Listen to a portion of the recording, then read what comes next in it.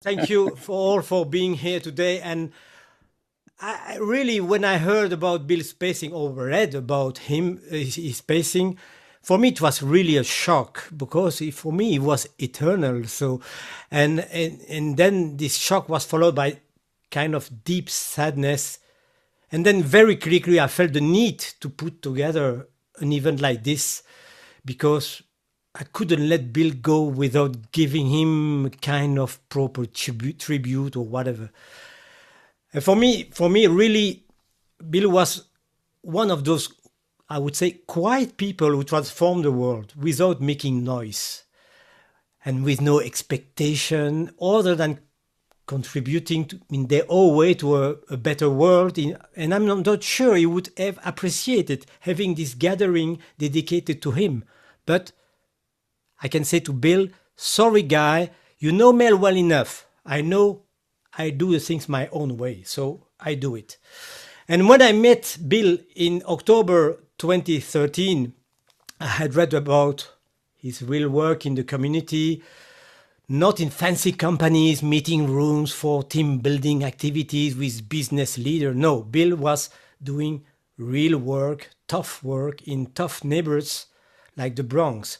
And meeting him in New York and going with him to these places where he had worked for years, for me it was really a real gift in my life, really a gift in my life. I remember when we walked into a community center, I don't remember which one, when people saw Bill coming, many stood up and hugged him because they were so touched by what he brought to them. So it was really, really moving moment. And it as this moment that I made this kind of recording of this what I call interview, and I want to share it with you. I don't think many of you already saw it, so I hope the technology will work the right way, and most of all the synchronization of voice. But normally I made 3 tests and it was okay. Desktop draft, where is the application? VLC, it should be this one. So good morning, Bill. Good morning. I have a few questions for you. First, how did you come to Aikido and when? I came to Aikido in 1983 in New York because I'd been interested in Aikido for 20 years before. But Bond Street Dojo was only 1 block away from our house. Oh. And my then companion said, "You're getting boring, do something." So I went to Bond Street Dojo on Bond Street in NoHo. And how old were you at this time? Pardon? How old were you at this time? Oh. Or young were you at this time? 30 years. 77 minus 30 is 47. Yeah, 47. Ah, yes. And you are still practicing Aikido? Yeah. And how old are you now? I'm almost 78. Wow. And when did you find a link, a relation, application of Aikido in daily life or for peace activities? I think immediately. I knew about martial arts. I knew it was a good way to make your body more peaceful. And I started practicing partly because I needed the physical exercise, but more I felt I needed to be more settled, breathe well. Yes, for you personally then? Yeah, yeah. And then did you begin to apply this for others? That took a long time. About 2 years later, I was on 3rd Q and attended a seminar by Saotome Sensei in Washington. And in the middle of the seminar, as he was teaching, he suddenly realized that principles of Aikido were just like Quaker peacemaking. And I got very excited. I told another Quaker that was Peter Trimmer, that was senior person there, about my thought. And he said, "Oh, yes, of course." I said, "Well, we should do it in a Quaker meeting." And he said, "Well, if you feel led to do that, I'll come and help you." And that's what we did. Oh. Asked the meeting in New York, and 15th Street meeting, after 6 months, finally said, "Okay, you can show us what Aikido is." And when did you begin with really the idea of Peace Dojo? 1996. A friend of mine actually studied Shinobi. He's not an Aikidoist, but he came to see the Aikido dojo. And afterwards, he said, "I want to go to lunch with you, Bernie Thomas."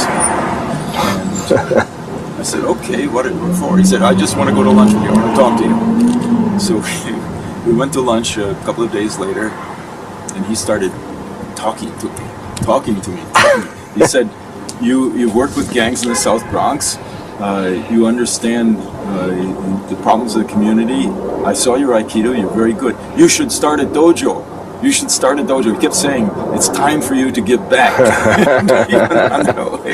So at the end of the lunch, I said, "Okay, you're going to help me?" And he said, "No, I'm just telling you. I just helped you. This is something you should do." And you do it. He was convincing. So I said, "You're right, and I will look for a place." So I looked for about a year, and a year later, I found LPAC through one of the leaders of the street organization, the gang, who was attending a Pentecostal church in the South Bronx, and he said, "You should meet my mentor. You would like him, and you're thinking the same way." So a little bit later, I went over to the mission. It was a mission church, and talked to the Reverend Rivera. What he said was, "Oh, you want to do a Peace Dojo? What's that?" And I explained to him what I had in mind. And he said, "Do you know Paco Lugaviña? Francisco Lugaviña? He's a Zen priest." And I said, "Oh, I know his name, yes, but I never met him." He said, "I want you two to talk together with one of my senior people and see if you come up with an idea." So by about, I think, November 1997, we decided we were going to start a Peace Village and Peace Dojo. Wow. In the Latino Pastoral Action Center, which is a Pentecostal mission. And we did. How did it begin? That's the beginning, really. And what do you think are the main effect on the students or the people coming to the Peace Dojo? Well, there were two main effects. One on me and my partner, and one on the people. You know, they kind of went together. It wasn't just one way. It wasn't just giving. It was also getting back. But when I announced in Bond Street Dojo that this is what I was going to do, one of the people who visited there, he's a Tomiki practitioner, Frederick Gear Sensei, said, "Are you serious?" He's a black guy originally from the Bronx, but also more kind of Harlem. I said, yeah, that's what I want to do. He said, "I'm with you." And he was for the next 2-3 years. I'm not sure exactly how long it was, but he helped. We started the dojo, and we started primarily with young people, but we had children from 6 to 18 or 19, and some adults mixed in. So we ran 2 classes in the evenings. And then we had a 4-year-old girl whose sister was already practicing. And she said, "I want to practice too." And I said, "You're too small." And she said, "No, I want to practice Aikido now." And we had it back and forth, and I realized all of a sudden this little girl was going to come, regardless.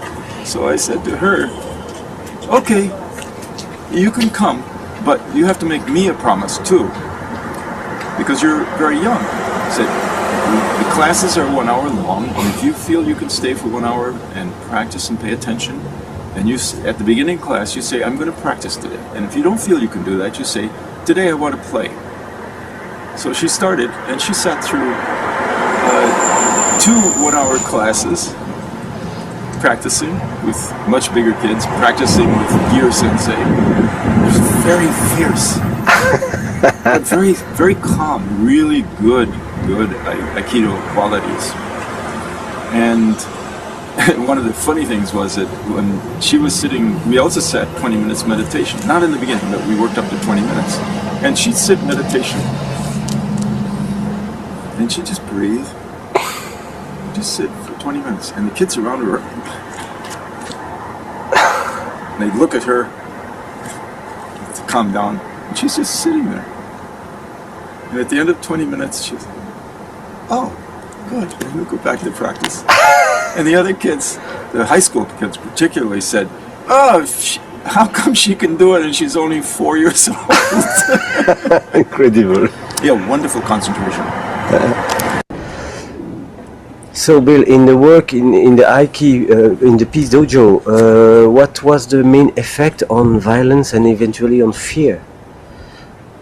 That's part of what I learned particularly, I think maybe Gear Sensei too, is that we had a lot of the young people, particularly young men in their teens, who were very tense, and it's very hard to practice that way. So we realized that we really had to work on them, and most of the tension was around the shoulders and arms like this. So the meditation was somewhat helpful, but also a lot of warm-up. And I also, about that, a little bit earlier actually, I had I heard about Paul Linden's work, and we had also developed an entire Aiki nonviolence workshop beforehand. It wasn't too good for the children, but the principles were fine. There were several kinds of problems. One of them was the tension up in here. And another one was that the males had difficulty in relaxing because they felt, in some ways they showed it, they didn't say it, but they showed it, that relaxing and being soft was too feminine. So they began to feel, if I'm being soft, am I being real male? But then they would see Gear Sensei and Light Sensei working together and working with them, and they could feel there was a different quality, and that it was very strong. And particularly, we did many times the unbendable arm exercise with the arm extended and the partner pressing down here. So they understood that extension and relaxation were really more powerful and made you feel safer than being all tight. So between the Aikido, the exercises, and talking about it too, we talked about it in circle, because it was, although we did Aikido as the physical violence, we also did conflict resolution, alternatives to violence project, particularly for the verbal, and we had meditation, as I mentioned, but we also had a circle process in which people sat in the circle and passed around a talking stick. So they talked about what came up to them for them in the practice. And all of those things, I think, the mental, the physical relaxation, the breathing, we saw real progress. And one of the things, interesting things, has one of the most fierce of the street organizations had a couple leaders come in and take the training with us, and afterwards, one of them, King Hector from the Latin Kings, said, "This is what we need, Bill, but it's too scary for our members, because we're working with how to be a male and not be violent, but most of them feel if they're going to be males, real males, then they have to be tense and violent. So we'll work with you, but sometimes we're not quite ready yet." And later on they did. So they incorporated some of the verbal and physical nonviolence exercises into the Latin Kings training. What is your best souvenir or best experience with one person in particular, or surprise? Angelina, the little 4-year-old. Yes, it seems Because to to. have a 4-year-old girl have such presence and negotiate with you for what she wanted and needed, and then keep her agreement so well, it really changed my mind about what children can be. Not every child, of course. She was ready, and it was the right thing for her. But Angelina was a little Latina girl. Was just extraordinary. I learned a lot from her. The teacher is not necessarily the older sometimes. Yeah. If you can't learn as a teacher, you're not really paying attention. So thank you, Bill, and see you next time. Pleasure.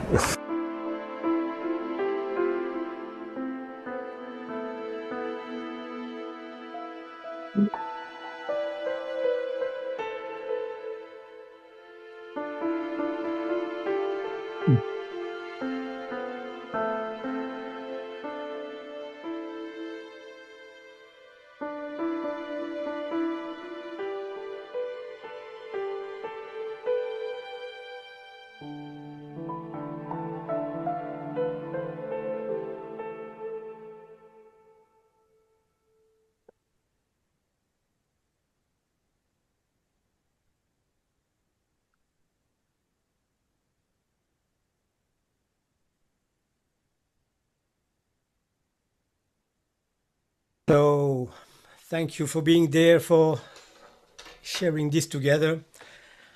My voice is quite impacted by emotion, but I think it was important. Probably you didn't see this, and I think it was the Bill I knew. So I would just like to propose to some of you who want to share some kind of personal experience they had with him or whatever you want to share. Of course, feel free. My goodness, Bill was such a dear friend. I think, when he started Peace Dojos International, it was like I hopped on board, and Paul and various other people. It was just like me and Paul and Bill for decades seemed to regularly talk and get together and explore, and such a dear friendship. I really carry Bill's graciousness. I mean, you guys all might know him in different ways. I never knew him to say, I mean, I heard him criticize, for good reasons, but never a disparaging way with others. So he was, I so admired his kindness and his gentleness and his integrity and his friendship. I'll just say that I met Bill through Aiki Extensions, and Aiki Extensions has introduced me to many wonderful people, but he was right up there. I always think Aikido is not so much really what you can do on the mat, it's what you do in life. That's the real mat. And he was the finest example, really, of what you can achieve by being a great human being. He was kind, he was generous, he was wise. Yeah, he was just someone that I enjoyed his company. I really listened when he spoke. And he achieved so much. He didn't just talk the talk, he walked the walk. And I don't think there's much more I can say that would be more worthwhile than that. Mm-hmm. Thank you. Paul? Bill and I went way back to the point where I can't remember his not being in my life. And it doesn't feel like he isn't in my life now, except one thing that made me very sad. At the time that he passed, I was flat on my back with some kind of viral something. I could barely move. So I wanted to be with him. We had been speaking every day or so for the last year, every couple of days. He was so much part of my body that it felt like it was like having another skin. He was a wonderful person to surround me, if you know what I mean by that. And I can't remember anything specific. I can remember specific things, but What I remember most is the feeling of having a Bill present. It's very nice. Wish the rest of the world were that way. The word I've not heard yet that I don't think anyone will disagree with is he was one of the most profoundly gentle humans. Yes. In my experience, he was so extraordinarily Quaker in all the best ways. I don't pretend that I practice Quakerism, but there's some in my family, and so I'm familiar with the type, if that's fair to say. And he was everything Quakerism wants its people to be. He was forthright, but gentle. He was accepting. I mean, he walked an Aikido walk probably before he'd ever heard of Aikido. And so it's not surprising that Aikido was such a good fit for him. And I find myself inspired by, knowing what he did with it. I'm not really very near to gang violence. And so that's not where my contribution is going to be. But he absolutely improved the spot he was on. And, if we could all do that much, I think we'd be in a better place.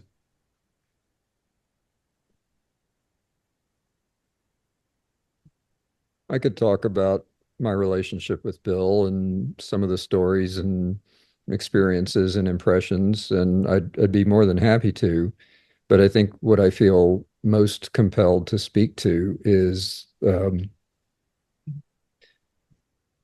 my experience of him as community.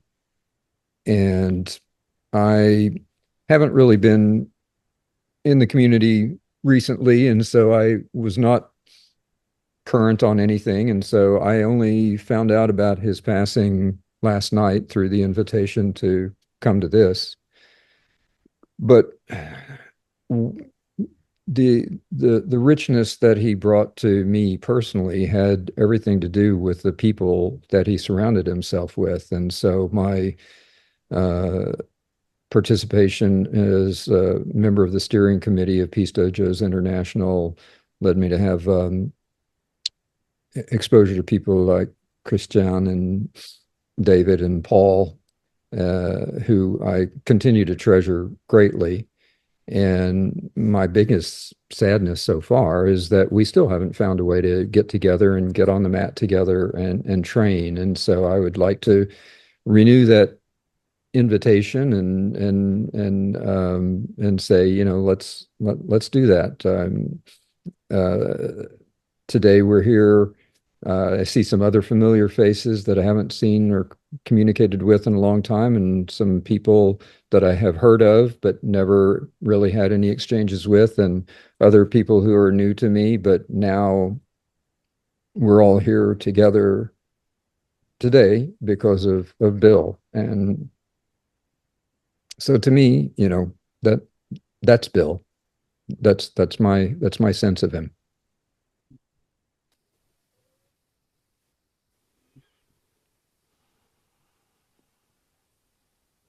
I could say a few words here. That's the right timing. And I didn't know Bill well, but we crossed paths a number of times. And as it was said before by Robert, I was really struck by he was a embodied gentleman. He was a gentle person.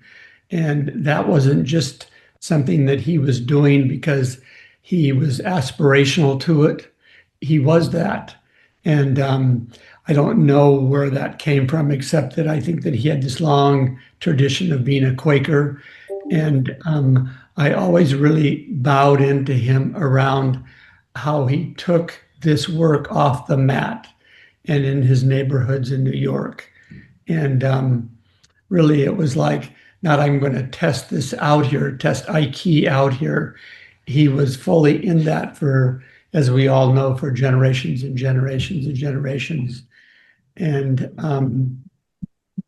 like I said, I didn't know him much, but I saw this come up and I thought, no, I wanted to remember him with others, and wish him a fulfilling and joyful spirit walk.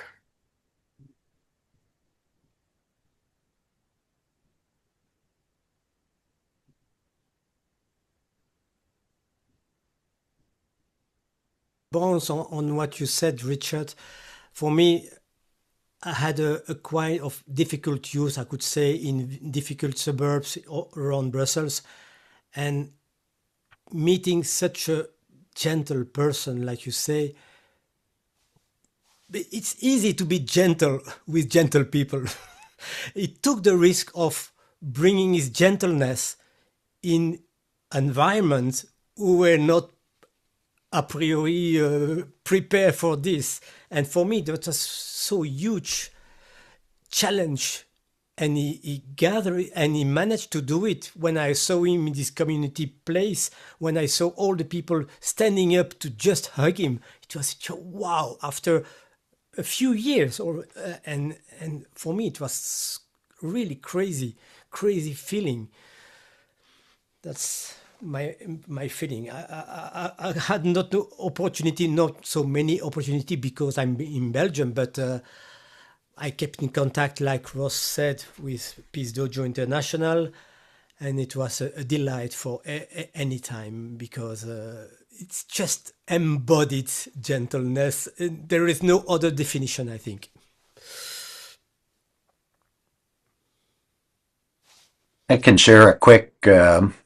I first met Bill when I first met Paul Linden, and listening to the words everyone's saying here reminded me of the last email exchange Bill and I had shortly before his passing, and he was just remembering different things when we met. But one of the things that stuck with me was, I'll read this and then it'll make more sense. He says, I remember witnessing how you attacked Paul softly with a bokken that sent shads flying across the dojo and falling from the side wall. Very nice. I also trained school police, but then when the NYPD took over policing, I just wasn't blue enough for their tastes. You've broken that barrier too. And after that, after we first met, Bill took me aside, and in his gentle, all these words that everybody's used, we talked quite a while during that week. And he said, he was explaining this whole, even though he's doing it in a gentle way, in a peaceful way, he was all about breaking down these barriers and breaking things. And through the years, he was always an inspiration. And we would touch base every once in a while, and we had little commonalities of breaking down these walls. But he was always that person that would just kind of remind me of little things, and kind of throw in that, like, through this gentleness and through this kindness and everything else, the real power that he brought out into the world off the mat. So just something that I've always carried with me. Thank you. Somebody else want to say something? Morak? Yeah. Hi. Thank you for putting this on. I didn't know him and just saw the invitation yesterday, and it's incredibly heartwarming to hear the stories of how he was and how he inspired and impacted so many lives. And to me, not having known him at all, it seems like this is a message for all of us about exactly what is needed in the world at the moment, that the gentleness, the softness, the bringing diverse, scary groups of people together, perhaps, and how, fighting the good fight doesn't have to be hard and punchy. Fighting the good fight is seeing the other person's point of view and walking their walk and softness and gentleness, I think, is absolutely the lesson that all of us need to be sharing as much as we possibly can right now. I have two thoughts. One is, remember, the softness is in the form of martial art. He could hit if he needed to. The other is, we should have done this while he was still alive. Giving a tribute to him so he'd come on the mat one last time with all of us.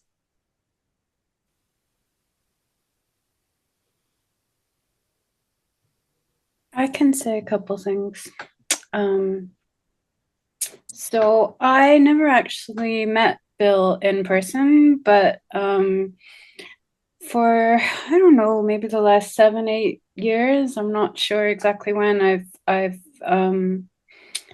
spoken to him online like numerous times, and also been part of a group which he was kind of, well, which he must have started and kind of co-led for people. I mean, he was very involved in the Alternatives to Violence project for decades. I'm not sure how much everybody here knows about that, but I mean, he very, very, very involved in Alternatives to Violence project, which is a global movement that kind of came out of Quakerism and works in communities and also in prisons. Bill did a lot of work in at least a couple of particular prisons in terms of facilitating Alternatives to Violence project workshops. And then Bill was trying, the group that I'm part of is called the Embodied Transforming Power, which was trying to bring an embodied perspective to the sort of core Alternatives to Violence project stuff, which is more focused on talking and how we relate to other people and ourselves mentally and verbally, and to bring and emotionally and spiritually, but anyway, to bring a sort of embodied perspective to that, very, very much drawing on Paul's work. And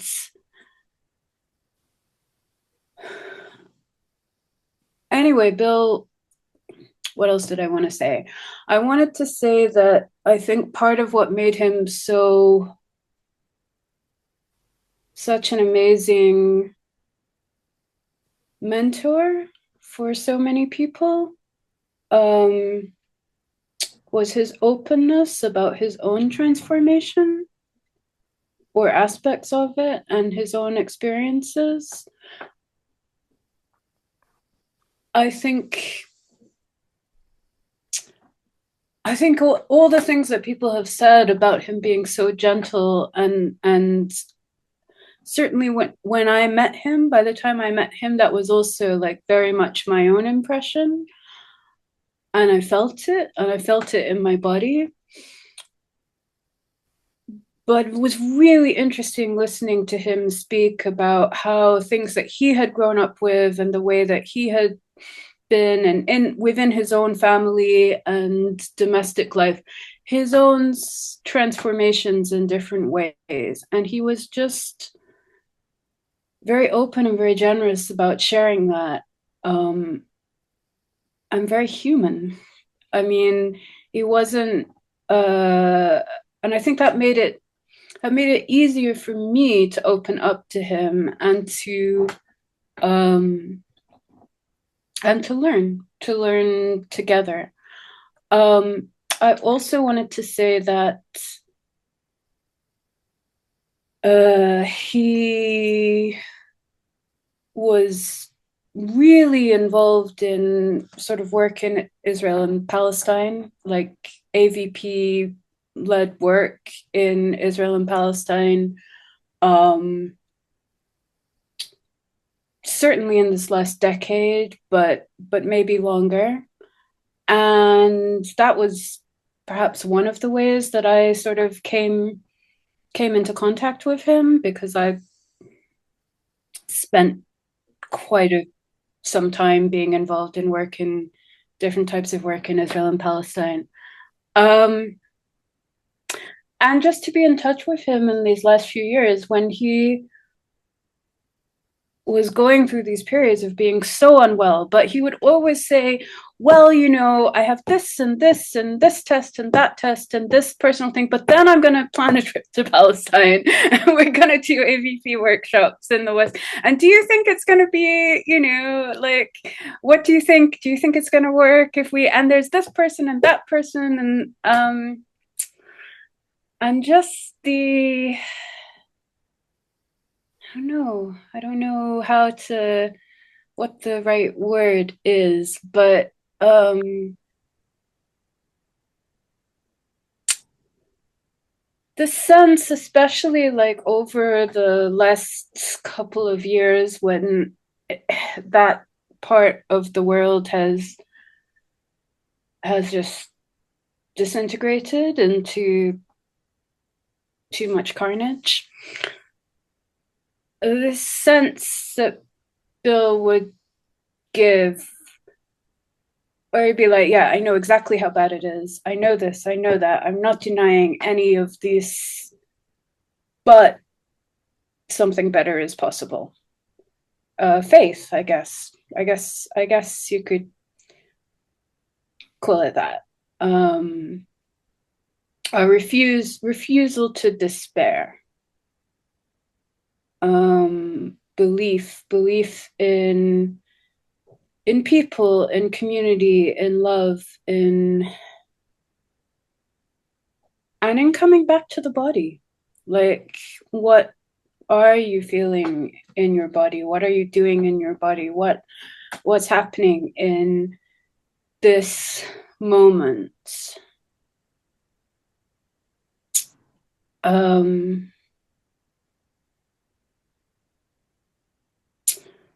Yeah, I'll leave it there. I could probably say more, but we'll leave it there. I think Bill was very special, is very special, because I mean, he lives in us, and will continue to live. And this us is not just the people who are here right now, but many, many other people as well, most of whom I don't know and will never meet. But yeah, so I'll leave it there. Thank you, Deborah. Something else from somebody else eventually, or no? I'm looking. No, I think almost everybody could speak. I had one thought Robert. I was going to add, and this may not resonate so much for those of you coming to this internationally, but as I was, listening to Deborah and everyone else speak, it occurred to me that what we had in Bill was basically Mr. Rogers wearing a gi. And for those of you not in the US, Mr. Rogers is a beloved children's television personality that I grew up with, who was kind to everybody and was one of the first voices that children would hear, gently but explicitly not racist, not classist, not, and just extraordinarily civilizing. And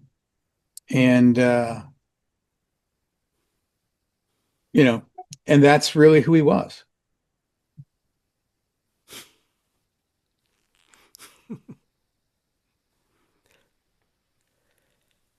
Thank you, Robert, for this mention. I don't know this guy, Rogers, or what. I have to take some information, because if you make Tom Hanks played him in the movie. All right. Okay. If you can live a life such that Tom Hanks plays you in a movie, you're doing pretty well. So thank you, Robert. Thank you, everybody, for your sharing your experience and all of this feedback. Okay, I think we all agree that it was. So I want to propose. I don't know what is the tradition in the United States, but normally we do it in Europe, a kind of silence, something like this. I prefer to propose you and feel free to take part of it, or to just leave quietly, shut down your video or whatever you want. What I propose you is a kind of guided meditation to just focus on Bill heritage. I would say, if the word is courage. So if it's okay for you, if you need to leave, don't hesitate to leave. So I would propose you to make yourself comfortable, and to allow your body to find a stable, dignified, present position. With your feet firmly grounded on your seat, fully supporting you. You can close your eyes. Or simply let your gaze rest softly in front of you. And just by paying attention to your breathing without changing anything. Just noticing this natural movement. Air coming in, air going out. Like wave on the ocean. A peaceful rhythm that has been with you all along. And we are here today to honor Bill, to acknowledge his presence in our lives, and to welcome the way his examples continues to nourish your own path. Let a memory of Bill emerge now. An image, a situation, a shared moment. It doesn't matter how clear it is. Just let whatever comes come naturally. Maybe you see his smile. Maybe you hear his voice. Maybe you simply feel that quality of presence that was his. And this memory, in this moment, what quality of Bill touches your heart, particularly. Was it his kindness? His ability to listen? His way of welcoming each person with dignity? His smile that would dissolve tensions. His calm presence in the middle of chaos. Take time to recognize this quality. To give it a name. To feel it.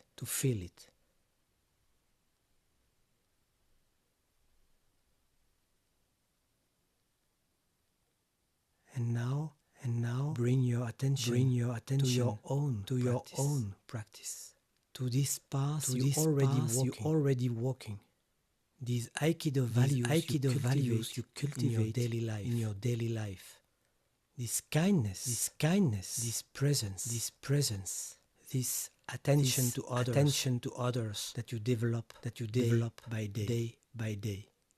Feel this peaceful strength growing in you. What is already there, alive, active. And now imagine the quality Bill embodied as a soft light, a warm light that radiated from him. And notice how this light can come to strengthen what already exists in you. Not to replace, not to fill a gap, but to enrich, to amplify, to deepen what you've already been living. Like when two flames meet, they don't cancel each other out. They intensified each other. And now, invite this light to come strengthen your own light, to blend with it, to nourish it. Breathe in gently, and feel your commitment to these values. Grow stronger. Your capacity for kindness deepen. Your presence anchor even more solidly. Bill is no longer here physically, and yet his energy continues. It comes to join with yours. It comes to enrich our community. Because this is how we work. Our energy accumulates. They strengthen each other. Each practitioner who commits to this path adds their strength to others. Each act of kindness feeds the collective field. And Bill, through his example, he has greatly enriched this field. This common reservoir of wisdom and goodness that we can all draw from. Become aware now that you are part of this current of this lineage of people who have chosen to live Aikido in daily life. The energy of all those who came before you, Bill's example, your own commitment, and that of person here present. All of this accumulates, strengthens itself, creates a wave that grows more and more powerful.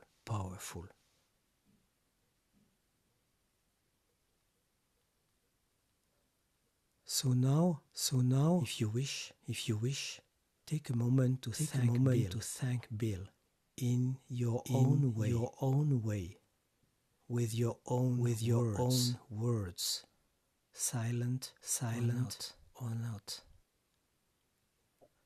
Thank you for adding your strength to ours. Thank you for showing so clearly what we are striving toward. Thank you for enriching collective field. And maybe you can also renew your commitment. How in the coming days will you continue to cultivate these values? How will you practice strengthened by Bill's example? What gesture, what word, what presence. Knowing that each time you embody these values, you add your own energy to this collective current. You strengthen what Bill and so many others built before you.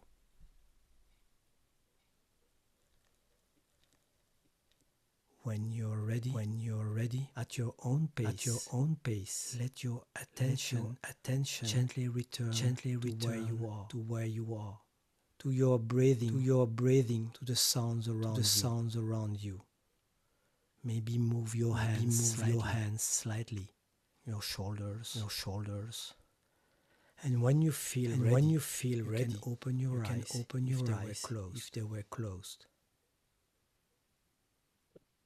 carrying with you the strength knowing that you are of a larger current, and that you are nourished by Bill's and all others continues to grow. Thank you. Thank you.